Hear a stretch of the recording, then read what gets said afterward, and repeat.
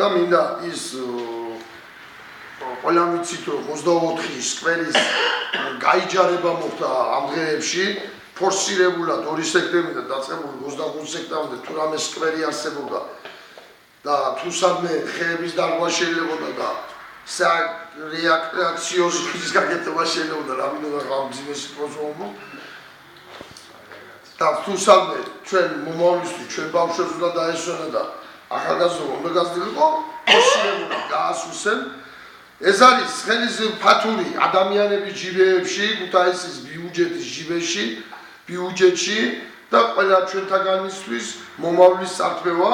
იმიტომ რომ აი გეტყვით ელემენტარულად 1 კვადრატული მეტრი ნებისმიერ ბაზრობაზე მოვაჭრე რომ დგას და ასეთ პირობებში ვაჭრობს ის იხდის თვეში ყველაზე მცირე 150-დან 150 სხვადასხვა ბაზრობას სხვადასხვა ხო 100-დან 150 ლარამდე ხოლო სკვერი მაგალითად 136 კვადრატული მეტრია გაცემული 136 კვადრატული 1 კვადრატულიზე გეუნები ამდენ სიხდიან 136 კვადრატული მეტრია გაცემული და წლის განმავლობაში იხდის 1100 ლარს ესე თვეში რაღაცა იხდის რამდენი 90